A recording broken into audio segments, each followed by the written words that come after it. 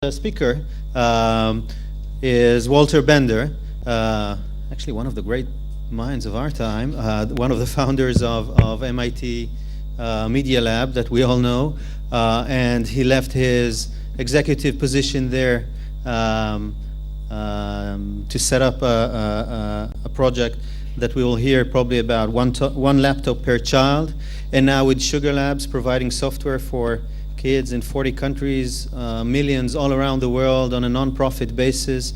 But the most striking thing is that, like my kids, Wouter loves to take his laptop and throw it on the floor with a big smile on his face. So I truly asked him to repeat this in front of you, but I'm not sure that he has the courage to do so. So let's see. Yeah, thank you very much, and I want to also thank my host from CET. It's always a pleasure, and it's a rare pleasure to spend a couple of days with people that think deeply both about pedagogy and practice, that are really doing and thinking at the same time. And it's so thank you for that opportunity. Can I borrow your iPad? So I started a project with a colleague, Nicholas Negroponte, back in 2006 to build a laptop computer for children. And I'm going to go into more detail about why in the course of my talk, but at the time we were also struggling with how. And so I went around the world and I talked to engineers all around the world because I was trying to recruit help and ideas and participation in this project. And I talked to mechanical engineers because there's mechanics involved. I talked to electrical engineers, computer scientists, all different, a range of people in a range of places. And I asked them a slightly different question than the question that's being asked of the audience today. I didn't ask them to describe an impactful technology. What I asked them to do is to think about a great learning moment in their lives. I said, tell me about some great learning moment. And I asked, every person I asked gave me the exact same answer. It wasn't the answer I was hoping for. I hoped they were going to say, your lecture, Professor Bender. No, that's not what they said. What they said was, my great learning moment was when I was trying to solve a problem I was passionate about. And I went and I looked at this and I tried that and I asked this question and I searched for that and I made this mistake and I made that mistake. And sometimes I actually succeeded, sometimes I didn't succeed, but that quest to solve a problem they were passionate about, it was, everyone told me the same thing. Different problem in each case, but in every case, the same process, the same passion. So then I asked the follow-on question. I said, okay, you just described to me a great learning moment. Now let's design a learning intervention for school. And again, I got the exact same answer from everyone I spoke to. And again, not the answer I was hoping for. Every single one of them immediately forgot everything they just told me that they knew about learning, and instead went back to what they believe school is supposed to be. Every single one of them invented electronic worksheets. I kid you not. So the goal behind my work is not to build laptops. The goal behind my work is to try to make a change in learning. Note, I didn't say a change in education, I said a change in learning, to create opportunities for learning that reflect what we know is great learning, which is pursuing passions. There's an expression, love is a better master than duty.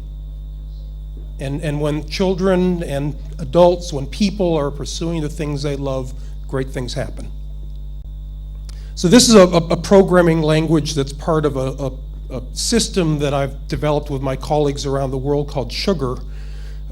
Sugar is a software platform for kids for learning. It was originally developed for this computer, but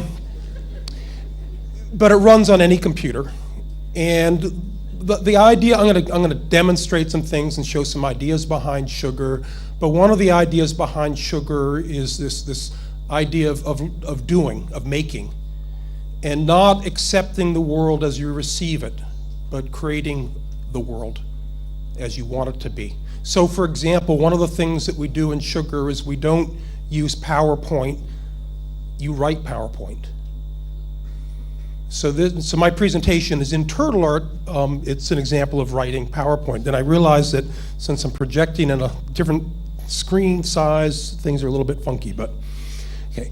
Let's go back to the beginnings of the beginnings of the recent wave of thinking about technology and learning.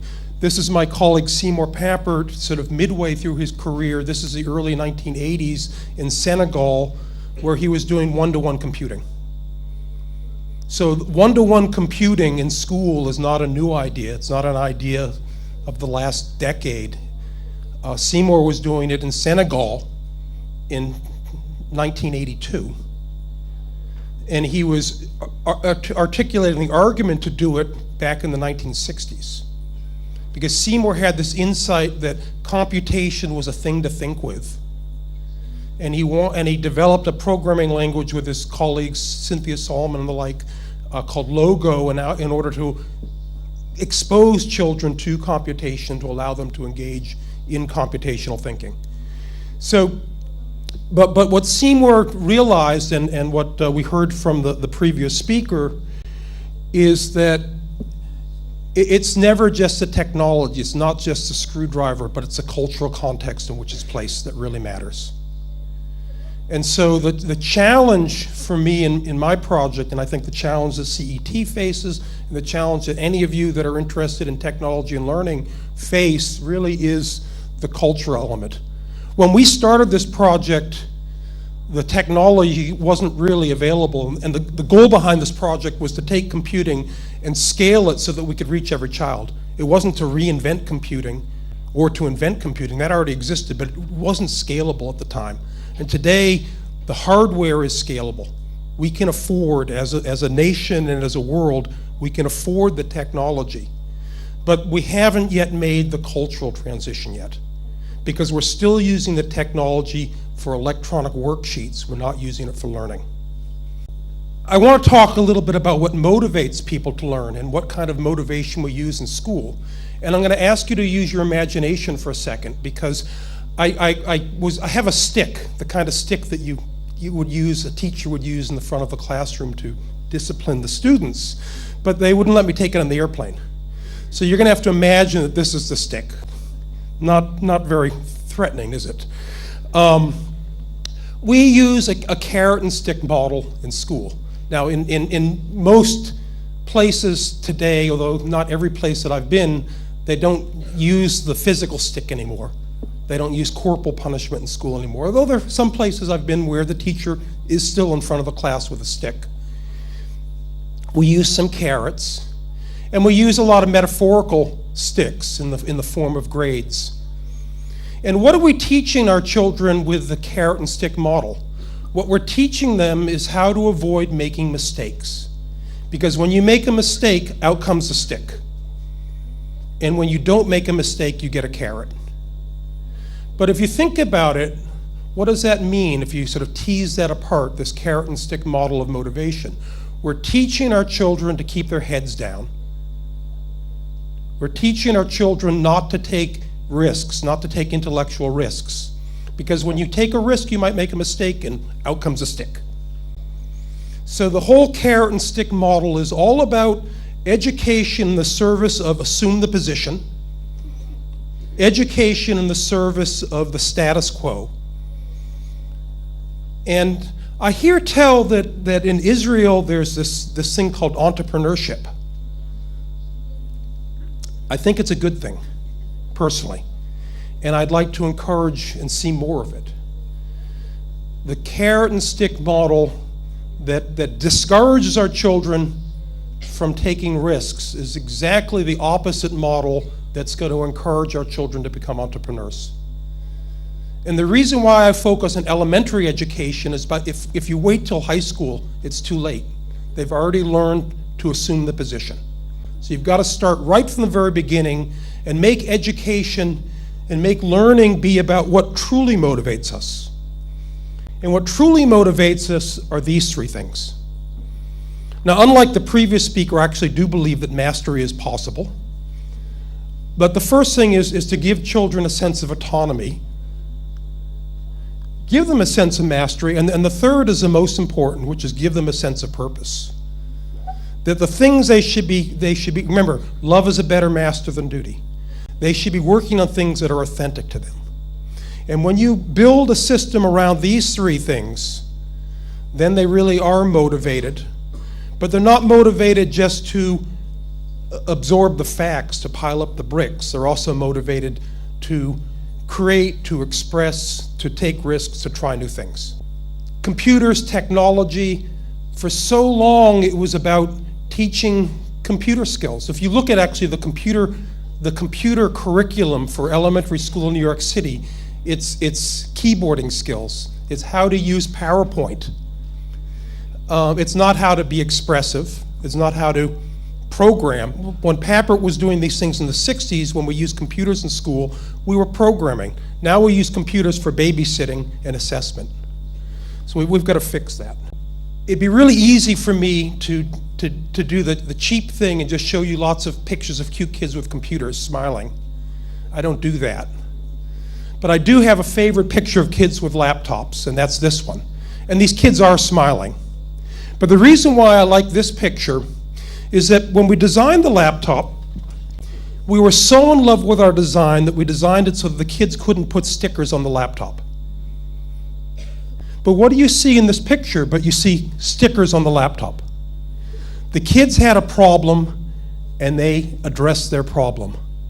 Kids won, laptop zero. They won. So this is kids problem solving. That's the picture that I wanted to take. Now, I didn't want to take a picture of kids with computers. I wanted to take a picture of kids as problem solvers. That's it. And another one. Again, we designed the computer to be kid-proof. You can drop it. But, and I know it's getting tired, but sometimes things break. And we designed it so that when things do break, the kids can fix it. The warranty is not valid until you open it, until you take it apart. So with a screwdriver, with that same screwdriver we saw, actually you need a little bit smaller one, the kids can take the laptop apart to the motherboard. And in every single school we go to, there's one or two kids who become entrepreneurs. You know, 3 shekels, I'll fix your computer for you. Every single school. The kids are taking responsibility. If you give them the opportunity to take responsibility, they'll take the responsibility. Okay, so now I want to talk about the software, because the software is really what the kids do with the computer. And that's really the thing that I'm concerned about, is what are the kids doing with the computer? And so Sugar is 2 things. Sugar it's a collection of apps. We have an app store, and I'm going to talk a little bit more about the app store later. And it's also this base platform on which the apps operate. And the idea behind Sugar is to try to skew the odds so that the things we know are powerful and important in learning will happen. We're trying to, oh wow, I'm screwed. No, there's no way, because see this guy up here, that guy's my clock. And he's marching down the screen, and it's only been 10 minutes. So there's something wrong with your clock. All right, I'm gonna quickly just do a demo then.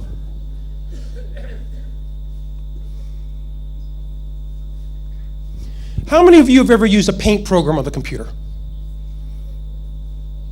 I'm surprised so few. How many of you have ever written a paint program for the computer? Well, we're gonna write a paint program. So if we're gonna paint, we're gonna use the mouse. So we need to know if the mouse button's being pushed, right? And we need to know where the mouse is. And then we want to, we're gonna do some magic here. We're gonna take our turtle, which has our pen, and we're gonna move the turtle to wherever the mouse is. Almost done. And then we're gonna do a little decision here.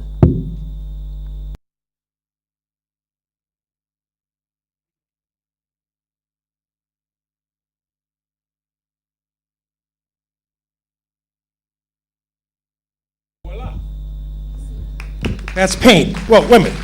Don't clap yet. Let's see if it works. Self-portrait. Okay. Now here's the thing. We just wrote paint. The reason why we could write paint is because we're given the opportunity to write paint.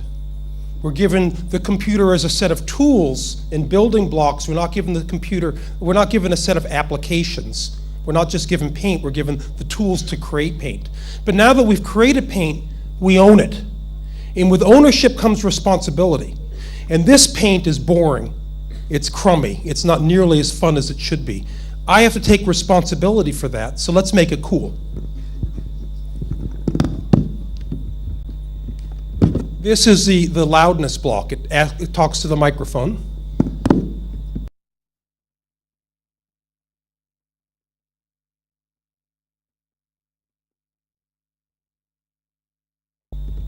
So now what we're doing is we're changing the thickness of our pen based on sound. Let's see what happens.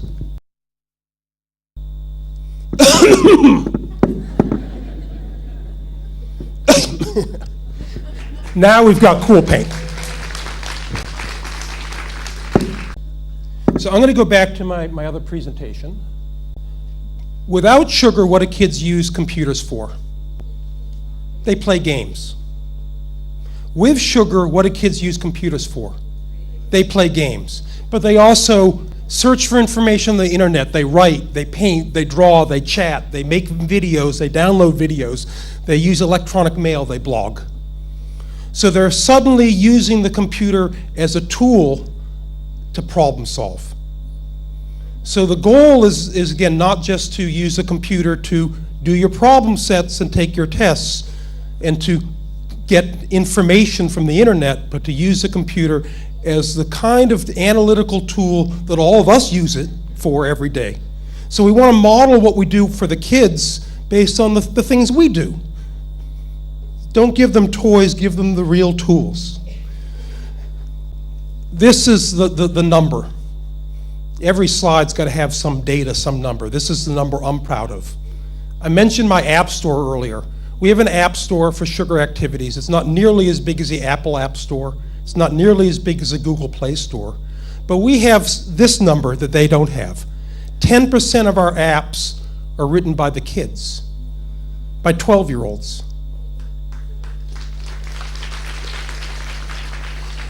Because sugar is free software libre, free as in freedom, the kids have the freedom to take responsibility and take ownership, and they've done it.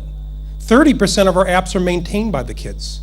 The kids have become the developers. The kids have taken over the project. They've taken the responsibility for each other, and that's the power, that's the future, that's the entrepreneurial spirit coming into play. And you're going to have to bear with me. I'm going to run over, but I've just got to tell you about two more things. STEM. We hear a lot about STEM. Science, technology, education, engineering and mathematics. We think that's what education is, or that's the goal of education. Science, technology, engineering, mathematics. I'm going to argue that we're spelling it wrong. STEAM. We left out the letter A. Learning is STEAM-powered. What's the letter A? The arts. And actually, the one thing that I found a little bit disturbing about my meetings the last couple of days is there wasn't enough of a representation of the arts. And we need to fix that. Because again, love is a better master than duty. Every one of us is human. That means we're expressive, we're social. And it's through the arts that we have that expression. But there's something even more important about it. In support of science, technology, engineering, and mathematics. And that is that the only time in school where you're doing open-ended problem solving is in the arts. And what is life but open-ended problem solving?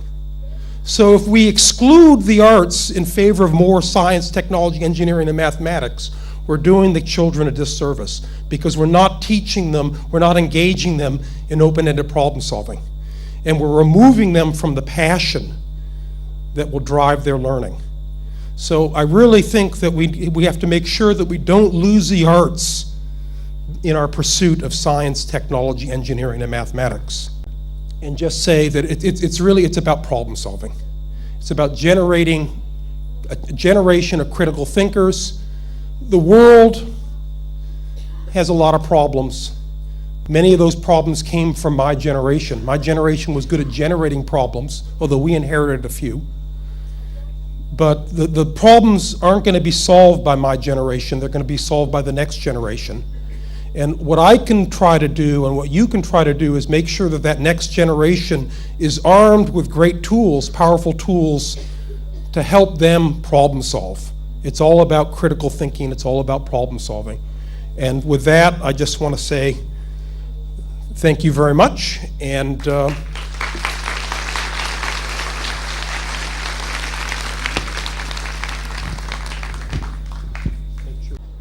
אנחנו בשלב השאלה הזהה, שאלות שהגיעו מהטוויטר. השאלה שנבחרה היא שאלה של הלל, שאלה לפרופסור וולטר בנדר, והשאלה היא, הצגת פעילויות שילדים עושים ולומדים, האם יש מקום גם לרפלקסיה בתוך הפעולה שאתה עושה? אני מקווה שתרגמו לך לאנגלית. So the question was, learning is a lot to do with doing. We want the kids to do, and if you want more learning, you want more doing. But learning is also reflection. You have to stop and reflect on what you've done. And so we acknowledge that, and we try to encourage reflection in Sugar by maintaining a journal or a diary of everything the kids do.